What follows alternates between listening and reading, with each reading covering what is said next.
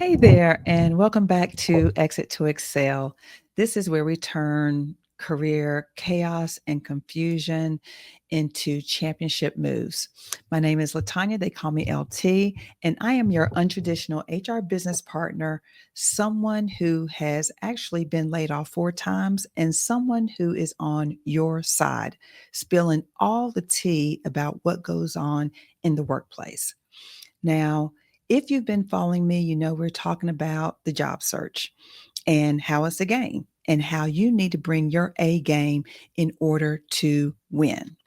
So, today we're going to talk about the hidden job market because I imagine that a lot of you are actually playing in the wrong arena, but we're going to fix that today. But before we dive in, please do me a favor. Please hit that subscribe button so that you never miss an episode. We're now coming to you 3 days a week, Monday, Wednesdays, and Fridays, with shorter, very focused, actionable episodes that you can implement immediately. Also, make sure you're following me on my social media on Instagram and TikTok at Exit to Excel. So make sure you follow me there. I'm also giving daily career advice, some, inside scoop, breaking news. So you definitely want to make sure you're following me there as well. So let's go ahead and get into today's game plan.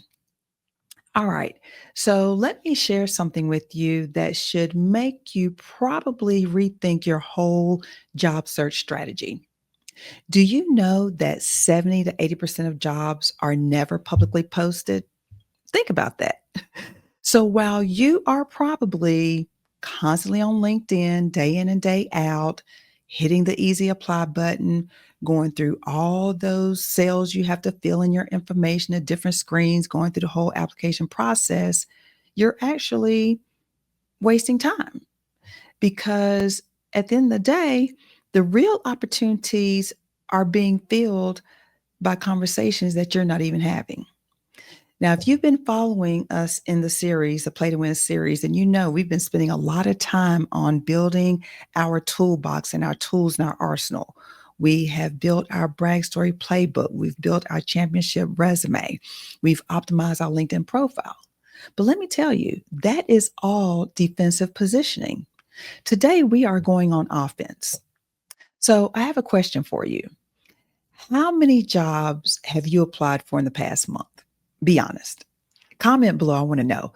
Let me know how many jobs you've applied for. Listen, I know I'm talking to people who are applying for 50, 100, even 200 jobs a month. I remember even in one of my um, job groups, some of them had counted up towards 1,000 jobs they had applied for with very little result. Now, once you comment on how many jobs you've applied for, tell me how many conversations have you actually had with hiring managers? How many? I would bet that your batting average is pretty low. But today we're going to fix that. Now, in all of my 25 years of HR, I've filled dozens of positions. And you want to know how many of them came through the traditional job board posting or applications? Maybe 20%. The rest of them are gotten through internal referrals, LinkedIn outreaches, conferences, and even former colleagues. So the thing is, the job market isn't really hidden. It's just invisible to those who only know how to apply to postings. So today we're going to cover a couple of things. One, I'm going to tell you why HR avoids posting jobs publicly. I'm going to show you 4 strategies to access unadvertised roles. I'm going to give you some very good AI prompts to help you find opportunities before they're posted. And I'm going to give you a week by week action plan. So let's start with why HR avoids posting jobs. So I'm going to let you in on something. Do you know that a lot of times HR is only posting jobs because they have to, not because they want to?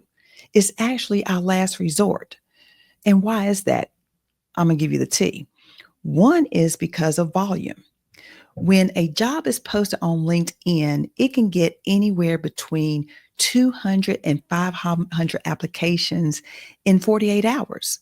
I'm sure you've seen it when you get an alert that a job has just been, posted in the past hour. You go out there, you already see there's already 500 applicants. That's for real. Now, sorting through that can take anywhere between 10 and 15 hours. And even though AI makes it a lot easier, it's still an extra step we have to go through. So, you know what's easier? Asking our network. The second problem is the quality problem. The best candidates aren't practically hitting the easy apply button at 11 p.m. I know you've done it. I've done it too, right? You're laying in bed before you go to bed. You pick up your phone. You look and say, oh, there's a job I'd be interested in. I don't have to go through a whole lot to apply for it. So I'm just going to hit the easy apply button. There's a lot of people out there like that. These are people who are not being strategic. The people we're looking for, they're employed probably and they're being strategic. So whenever we have a job to fill, we want to go look for them.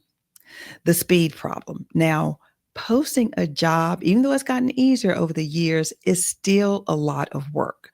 And most of the time, it can take anywhere from 2 to 3 weeks before you get through all the approvals and stuff.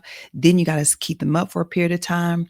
Whereas if we get a referral that hits our desk, we can get them in for an interview immediately and often extend an offer right after that if we decide to move forward with them. I'm pretty sure some of you have experienced that where someone told you about a job, they got you in for an interview within a matter of days, not months. Then you have the speed problem. Oh, then you have the risk problem. It is extremely risky hiring an entity that you do not know. Think about it. In an interview process, you're only spending maybe 5, 6 hours with a person trying to get to know everything about them. Well, you're taking a chance at the end of the day, and a bad hire can cost 30% of an annual salary. Referrals tend to reduce that risk because we know that people are not going to refer someone that is going to make them look bad. That's why companies offer very attractive referral bonuses, anywhere from $1,000 to $5,000, depending on the level of the role. So, look, this is the truth. If you're only applying to posted jobs, then you're competing in the most crowded, least effective channel there is. Now, the good news is most of the competition doesn't know about the hidden job market. And so the people who are winning at the game, the champions, we are able to identify target companies, build relationships with decision makers, and create those opportunities that never hit job boards. So I'm going to share with you 4 strategies that will help you make this scalable. Now, the first strategy is your target company intelligence.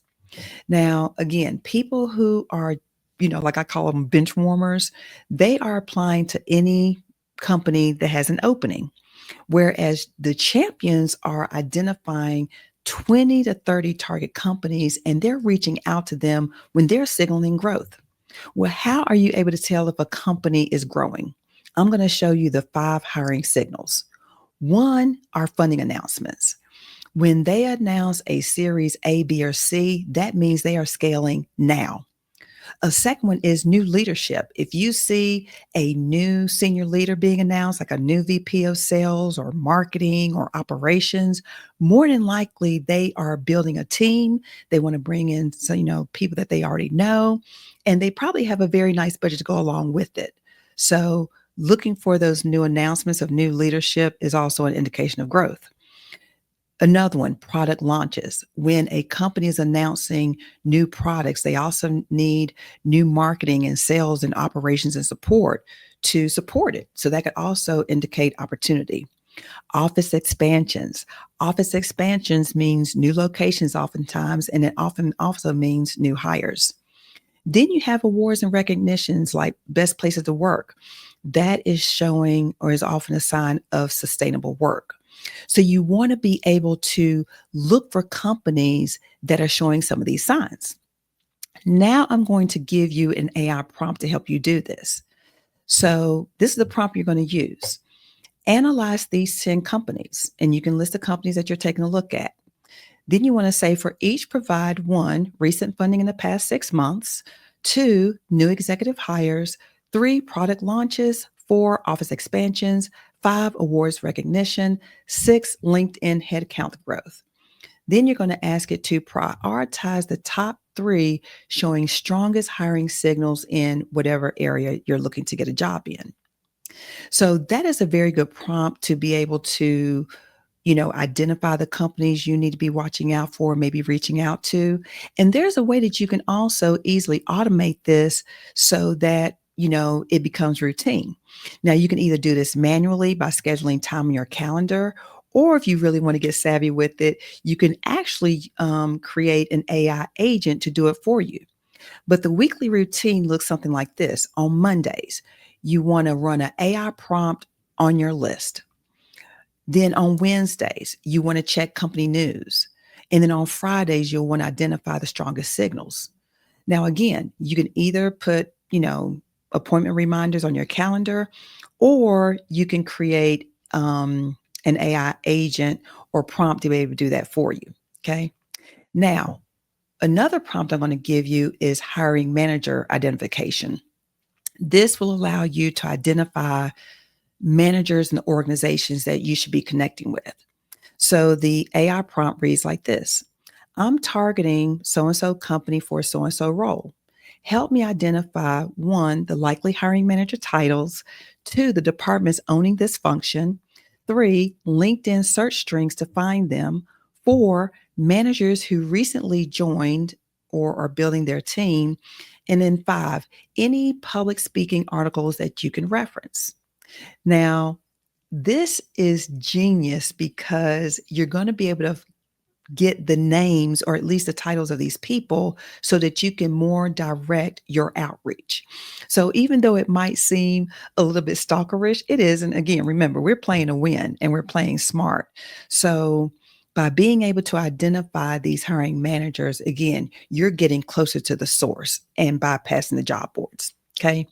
Now let's talk about strategic networking. Now I know the dreaded networking networking word. So look, I'm not talking about traditional networking because I know how dreadful that is. Reaching out to people, asking them who they know or if they have any job openings, or going to a networking event, passing out business cards. I'm not talking about that kind of networking. I'm talking about championship networking. And this is network that is strategic, it is targeted, and it is value driven. Okay. Now, I've talked about networking in some of my other podcasts where we go into a lot of detail. So if you need more detail, definitely check out some of those other podcasts. But for the purposes here in the hidden job market, I'm just going to give you a couple of prompts that will be effective for finding these jobs. So the first one is your information gathering networking. And this is no ask. So with this, it's low pressure because there's no hidden agenda. You're not asking for anything. And the outreach looks something like this. Hi, my name is so and so, and I've noticed you've been at so and so company for 3 years in whatever area. I'm exploring so and so industry and would value learning about your experience. Are you open to 15 minutes? Now, this works because people love talking about their work and you're asking them for advice and not favors. Now, trust me, I've talked to a lot of people who are absolutely fatigued with people reaching out to them, right? But a lot of times they're reaching out asking for something, not like asking for their advice. People like to be asked for their advice. So again, this tends to give you higher success because you're not coming straight at them asking for anything. Now, the second type of outreach or networking is relationship building, and this is mutual value. This is where you're able to offer them something in return. This can be another connection, expertise, or insights. And so that outreach would look something like, hi, I saw your post about so and so topic. I've worked in name the area for how many years with experience, and you put that, the relative challenge, and then let's exchange insights. So again, it's just having a conversation about, what you have a similar background in. A lot of people would be open to that. Now, again, this tends to be more successful than your traditional approach because it's reciprocal and you're not just taking. Now, the other outreach is a direct outreach, and this is a strategic ask. This is a target conversation with a hiring manager when you see the signals I just talked about. So, this outreach would read something like, "Hi, my name is so and so.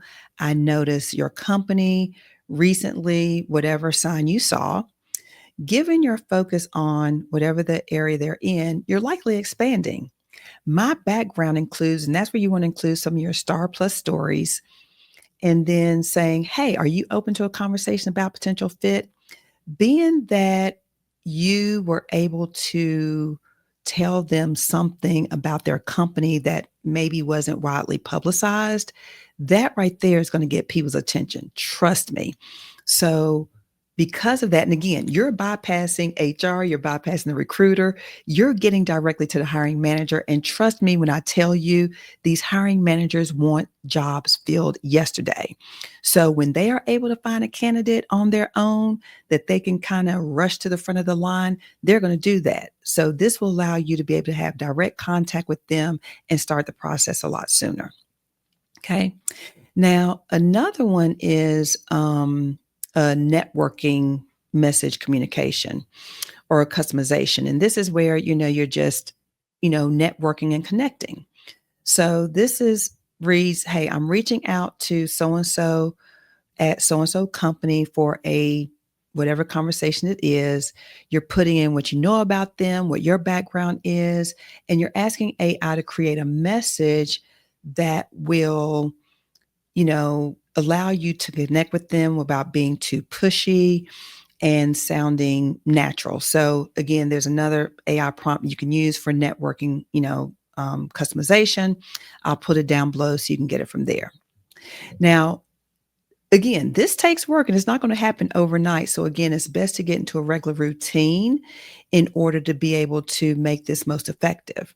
So, I provided for you a weekly cadence that you can easily use. So, weeks 1 and 2 is where you are, reaching out to 10 or 15 connection requests in your target companies. Weeks 3 and 4, hey, plan to have those informational conversations. Weeks 5 and 6, you can plan to have some value exchange conversations. And then week 7 and 8, you can plan direct outreaches to hiring managers. Now, I'm going to be honest with you. Again, as I mentioned, I've talked to a lot of people who are absolutely fatigued with people reaching out to them. And as you know, a lot of people have so much on their plate right now. They're juggling not only their jobs, but their personal lives, their homes. So I just want to level set expectations. When you reach out to someone, let's say on LinkedIn, ask them to connect, that's your highest success rate because, hey, it doesn't really take a lot of investment. So you'll see a 60 to 7% connection acceptance rate there. 30 to 40% of those will agree to conversations. And then 10 to 20% are actually going to result in uncovered opportunities. And then 2 to 5 of those are going to lead to interviews. So do the math. If you connect with 100 people strategically, you're going to have 30 to 40 conversations that are going to result in 10 to 20 opportunities and get you 2 to 5 interviews. Now, you may say, well, shoot, connect with 100 people and only get 2 to 5 interviews. Well, what is your batting average now? How many, go back to the beginning of the conversation. How many applications have you filled out? How many hiring managers have you actually spoken to? Hey, it's not a difficult decision to make to me. The odds are way better than just submitting 100 applications in Indeed or LinkedIn that for more than half of them, you're not even going to hear back on whether you are still being considered or not.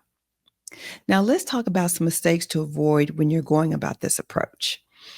One is when you're networking, please do not ask them for a job write off.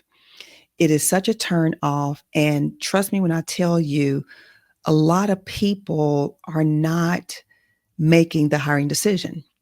There's a number of checks and balances it has to go through, a number of approvals. So to ask someone for a job really is rather fruitless. So you definitely don't want to bring that up in the first conversation. The second one is a generic template. I know some people, they create a template or LinkedIn will provide them with one. Even you got to be careful with AI because if you're not prompting right, AI is giving out the same outputs as well. And there's nothing more annoying than getting an email from someone that is very templatey. So you want to make it your own. The third mistake to avoid is no follow up. If you have expressed to someone that you're going to get them something or you're going to have a conversation, you're going to schedule time, make sure you do it because there's no faster way you're going to get put in the do not respond list when faster than not responding or following up with someone. And then the last thing is please do not just talk about yourself the entire time. You also want to ask about them. There is no bigger turnoff than talking to someone who just incessantly talks about themselves. Think about your friends. How many times has someone called you and they just download on you for 30 minutes and say, oh, okay, was good catching up. Got to go talk to you later. And not once they ask about you. Doesn't feel too good, does it? It's the same thing in networking. So make sure you ask about them and let them do most of the talking.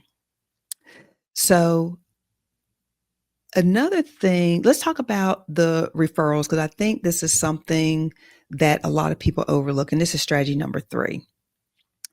And it's called the referral multiplier.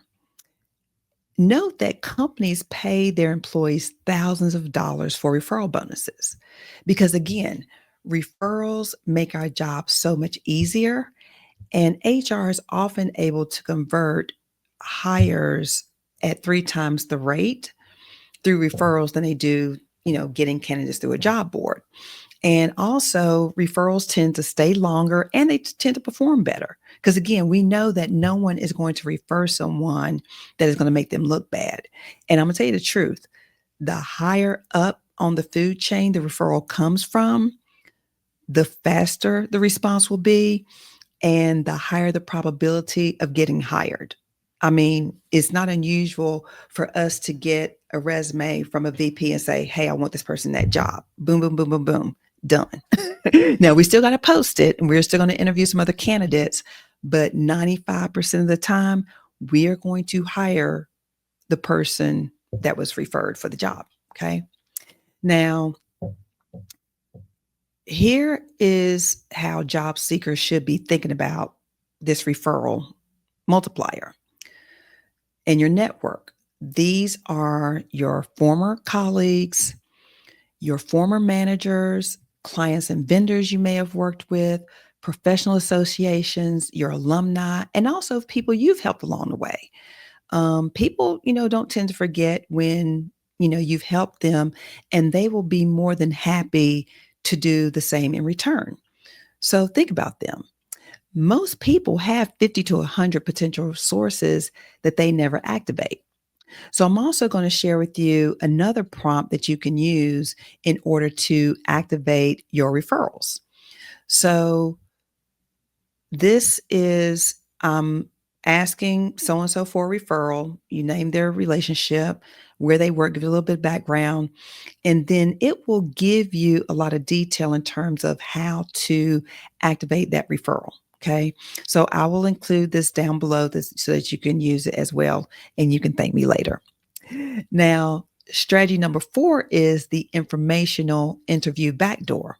So what is this about? When people think about informational interviewing, they're thinking about learning. That's partially correct, but what I'm talking about is something that is disguised as learning. So this is where you're having a conversation where you are asking very smart questions to demonstrate your knowledge. You are sharing your relevant experience very naturally. You are mentioning your brag book stories where it's relevant.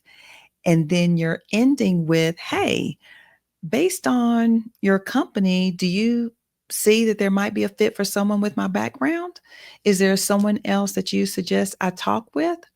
So again, even though it's positioned as an informational interview, we call it the backdoor interview because really you are finding a very I don't want to say slick, but you're finding a very productive way to share information about you and your background that will hopefully get you in the door. So here I've provided some questions that an amateur would ask compared to what a championship, person, someone who is winning at the game, what they would ask. So if you're amateur at this, you would ask them like, "Hey, what is it like to work there? And what's the culture?" How many times have I heard that? What's the culture? If you want to be a lot more strategic about it, you would ask, "Hey, I noticed your company launched this new product. How is that impacting?" And you'll name your functional area. Then you can say, "Hey, I've worked on similar challenges where you can provide some of your Star Plus accomplishments. How does your team handle those type of situations?" So again, it is really being more than just superficial and on the surface and asking the same mundane questions that everyone else is asking, and really showing that you are doing your homework and you're really being selective about where you're taking your career. So here, you can also do this on a regular cadence. You can target 2 to 3 companies per week. You can, follow up with people with thank you notes on LinkedIn Connection just to stay visible. And long term, you've already, managed this relationship so that when a role does open up, you're top of mind. So that's what it's about. You want to keep massaging and keep nurturing these relationships because, again, you want to be the person that comes to mind whenever a role opens up. So, what is your weekly action plan here? I got one for you. There's no excuses. It's a very systematic approach. Monday, you can start Monday. Start your target company research, okay? At least to get an idea of what companies you would want to focus your attention on. And as I mentioned this a couple of podcasts ago, keep in mind, October is a big month for company layoffs. And if you are seeing the signs I've outlined, you will want to do this now. Start researching companies now to start making these outreaches to people so that when they tell you that your service is no longer needed, you have your transition in place. Because as I like to say, if you stay ready, you don't have to get ready. So for your target research, you can run the AI prompt that I gave you to do the company research, identify the 3 to 5 companies with the strongest growth signals, check funding, leadership, and launches. Then on Tuesday, go ahead and, you know, get your LinkedIn game going.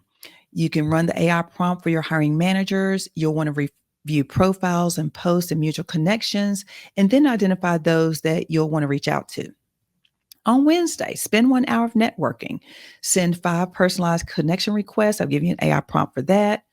You want to do 3 to 5 follow-ups to your existing connections. Hey, just checking in. How's everything going? Would love to connect. And then you can schedule 1 or 2 informational interviews.